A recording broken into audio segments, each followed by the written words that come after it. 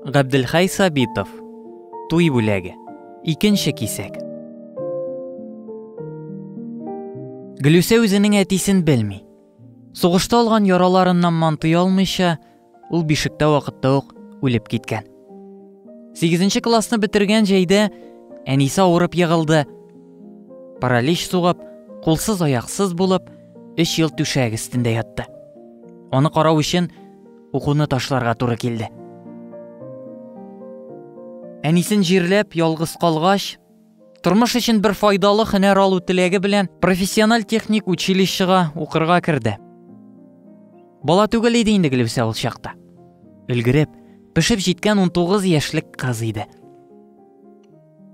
Хәер, училищеда гел яшүсмерләр генә түгел, Гөлүсә яшьтәшләре дә, хәтта өлкәнрәкләр дә шактый иде.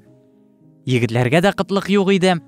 Аның өчен җан атып, уфтанып көрсенеп йөрүчеләр дә булмады түгел. Тик нишләптер Гөлүсә аларның берсен дә ярата алмады. Хәер, арада берсе кызыйның күңел канатын җилпетеп куйган иде кебек. Солдат хезмәтен тутырып кайткан егет иде ул. Кап-кара чәчле, кыңгырт күзле, кыю карашлы Харис исемле егет. Кыю иде, кирәгеннән артык кыю иде шул. Беренче кат узата килгән көнне үк өйләнергә нияте барлыгын әйтеп бирде. Ничек моңарчы сине күрмичә йөргәнмен, инде менә эләктең, ышкына алмассың кызый дип көлде.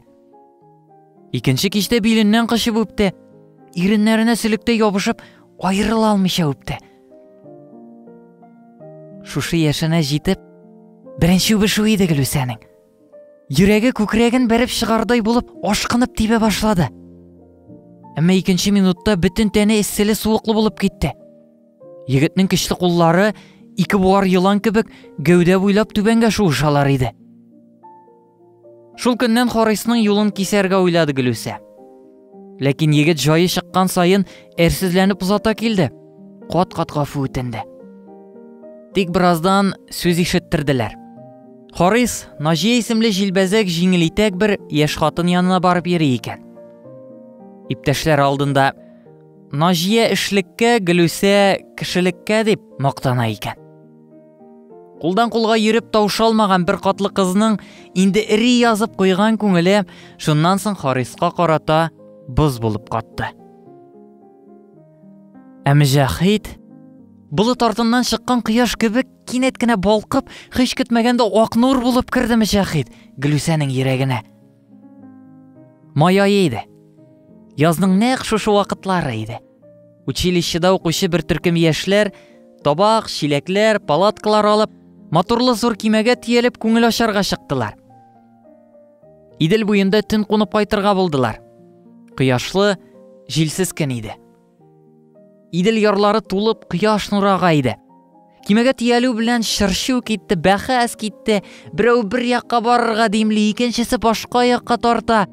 Марквашка чыгыйк, юк, Ташовкага. Барганды юл Кырмыз каясына, Васильева тирәсендә иң шәп урыннар. Харис бераз төшереп алган иде. Каршы сүз әйтмәслек итеп кисеп салды. Миңа ышаныгыз, дөньяның оҗмахына алып барам. Утрауга, займичы каршысына. Үкенмәссез. Ул үзе кимә кыйрыгына барып утырды. Кузгалып китүгә, уен көлке башланды, җыр башланды.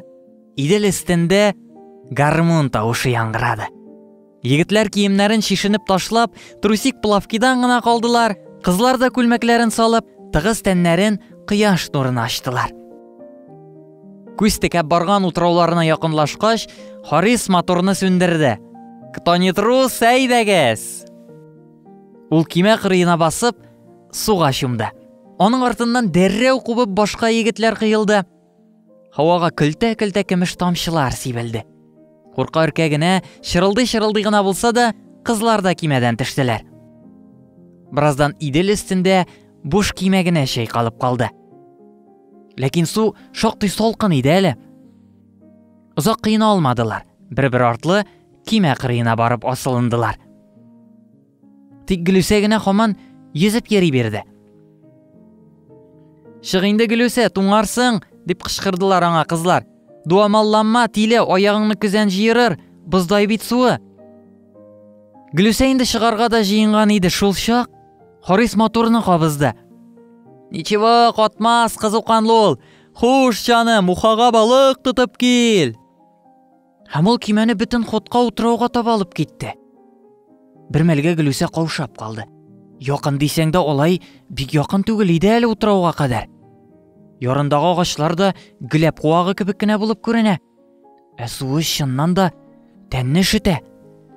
Әгәр дөрестән дә кизән җыерса, Гөлүсә кимә дулкын узып китүгә тиз-тиз колач сала башлады. Әллә каушаудан, әллә артык ашыгудан бик тиз арыды, сулышы кысылды, әмма туктап ял итү башына килмәде. Аның сайын кызурак ишәргә тырышты, аның сайын ашыкты. Инде тәмам хәлдән тайдым дигәндә, үзенә таба кылачлап йөзеп килгән бер егетне күреп алды. Мөҗәһит иде бу егет. Хәле ничек икән бу кызыйның, бик хәтәр түгел микән эше дигәндәй, күзләренә сынап карады. Ничектер сәер итеп, тутырып карады. Ашыкма, Гөлүсә, кылач салма, кырын ятып, салмак кына иш. Курыкма, әйдә бергә, менә шулай. Гөлүсәгә ничектер бик рәхәт, бик җиңел булып китте. Ару талуы да, куркулары да юкка чыкты, хәтта сөйләшәсе, көләсе килде аның. Әйдә тегеләрдән алда барып җитик әле, күреп шаккатсыннар. Сөйләшмә син, сөйләшмә, диде Мөҗәһит. Тигез генә суларга тырыш, йөзә сара шактый әле. Шалкан ятып ял ит бераз. Гөлүсә шалкан борылды. Бөтенләй диярлек хәрәкәтсез ятса да, су күтәрә иде аны. Батырмый иде, Идел ана үз баласын. Дулкынында әкрен генә, салмак кына тирбәтә иде. Һәм кызыйның колагына әле ул бер кайчанда ишетмәгән бик моңлы да, бик дәртле дә, гаҗәеп бер көй көйле иде кебек. Күк йөзе шундый зәңгәр, шундый саф. Ул ак болытлар ничек тотылып тора икән шундый төпсез тирәнлектә? Дөнья гизеп, озак йөзеп арыгач, әллә алар да шулай шалкан ятып ял итәләр идеме икән? Булдыңмы, Гөлүсә, әйдә киттек, туңып куйма. Алар тигез генә кылач салып киттеләр.